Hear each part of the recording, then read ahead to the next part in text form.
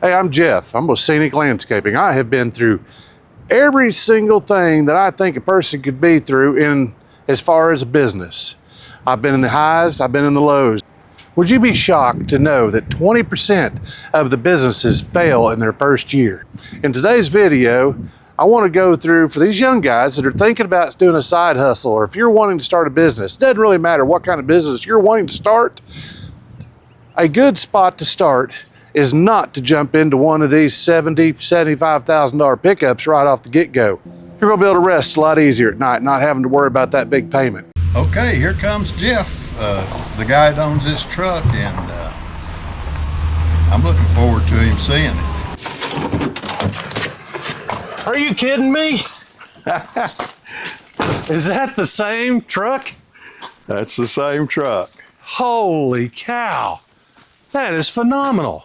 You'd never know it was the same truck, would you? I was pulling up, I had no idea. Wow. Turned out good. Yes, it did.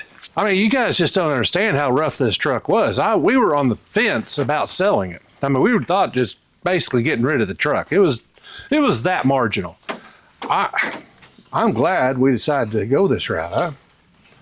I never dreamed it turned out this good. So we've got, what did we figure up? We figured up a minute ago with everything, $4,500 in it? Yeah, we were under $4,500, but thereabouts. Yeah, but that's with a toolbox. I mean, that's with a toolbox. Yeah. And so we're going to show you here in a second is what we did with the bed. That's the part that really, so this truck, we had already rotted out one bed just from carrying stuff in it too heavy. It's kind of my fault, but we just wear them out. So it had a bunch of dips. So I don't know, what, 7, 8 years ago? Yeah. We already pulled that bed off and put another bed on it and fixed it once. Yeah. And then we've already wore this bed out again. But the bed this time was fine on the edges, or the outside of the truck. Right. The outside was fine, didn't have any dents. So we decided to go in and sheet metal the floor. Right. Right. So what kind of metal did you end up using on that? Well, we ended up using, I believe it was 16 gauge metal, which is a lot heavier than the bed actually comes out with. They actually come out with probably 20 gauge maybe or something, and we went to a 16, a lot heavier metal. And so we've got a very solid floor. So we covered everything and encapsulated it with heavy duty industrial paints and primers. And so that should take care of that. Now, we originally thought about bolting that metal down in the bed, but then we decided to go with an industrial glue and glue it down. And I think that was a good choice. Now, the reason I say that is this.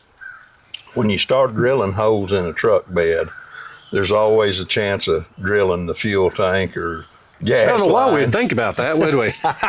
Yeah, we did that once already, so we learned. Yes, we've learned that lesson, haven't we? Yes, we have. But anyway, once you put that glue down, the only way to get that metal out of there would probably be a pry bar and a sledgehammer.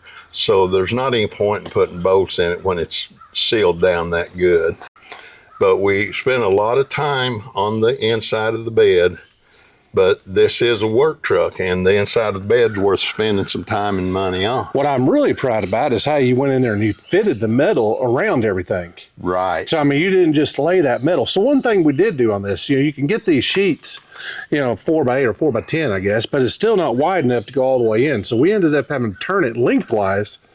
Oh, Lord. Well, what's funny is sitting back here looking after it's painted, I can't even tell where the old bed, you got that so tight and sealed in, it looks like it's just made for the bed. Now it's a flat bed now, but. And we should talk about these rails. Yes, we need to talk about those rails. Now this was the part that I did not know if you could pull off. That was one, we had lots of conversations about this. What we did is Jeff and I talked about it, and those plastic covers were about $250. That was bad enough, the money part of it, but the other part of it is they're plastic covers. This is a work truck. Plastic's not a good idea on a work truck. So Jeff and I talked about buying a sheet of diamond plate. Well, we were able to buy this sheet of diamond plate for $200. Now, what that boils down to is Jeff's got 2 or 3 or 4 more trucks, and we've got enough diamond plate left to build bed rails for them as well. Plus, when you step on this thing, your feet don't slide out from under you. That diamond plate gives you the traction you need. It was a very good call for building a work truck. Now, I want to quickly say this. Jeff and I, we collaborated back and forth probably a few dozen times about changes and thoughts and strategies about how to make this the best work truck we could. And so the diamond plate, rebuilding the inside of the bed, putting the toolbox on it, various things like that. And that's not counting the painting and the body work and all that went with it, new tail lights. We did a lot of stuff to this truck. This truck doesn't have to take a back seat to anybody's work truck. It's a good looking work truck. I'd be proud to drive it anywhere. But anyway, that kind of was the thing that instigated changing these bed covers or rail covers to a diamond plate. Now they look sharp. That's a well, as long as these things roll around on wheels, they're going to bump into stuff. Yeah. So it keeps me in a job. Let me put it that way. Well, I tell you the other thing that I'm super glad about is we went the glossy black. Yes. And then I was on Marketplace and I had been hunting. I had been hunting for a toolbox. And so look at this. Look how the toolbox turned out with the bed. This is what I'm most proud about. This old truck's never had a toolbox. So now we've got a toolbox in there. Look at that rascal. And that just changes the whole looks of this whole truck. Now you gotta look past the wheels. They're a little dirty because it will not quit raining.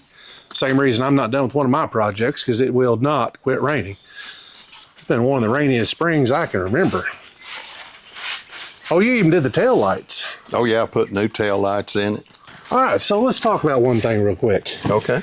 So the pros of doing this versus buying a new truck. Yeah, good subject. So, I mean, you know, one of these big things, everybody's trying these side hustles and try and do this and that, and everybody seems to be having to try to do something extra and beyond their job just because the things are just expensive. Oh yeah, yeah. So, you know, so this is something that, and I preach this, and I would say I pretty well follow the rule, and Paul does too, but everything I drive is 20 years old. Yeah. I mean, for work trucks. Yeah. I mean, well, I've got one that's 19, so I got one that's 19 years old, but the rest of them are all 20 to 25 years old. Now I could drive them anywhere we want to, but we've kept up with them through the years. But this truck, totally, we probably don't have $7,000, $8,000 in it, even with this add-on. Well, I tell you, I'm tickled. Well, I'm glad you're happy with it, Jeff. We wanted it to be good, and we were dealing with how do we do this without spending, $10,000 or $15,000 on it. And we accomplished that. We got a nice truck, don't have a ton of money in it, and I think Jeff is going to be pretty proud of this truck. Yeah, I do too. Well, guys, I think that's going to conclude today's project. Tell you what, guys, from County, Bo, and myself, we sure appreciate everything y'all have done for us, and we will see you guys next week. Don't forget to like and subscribe. It all helps. See you guys.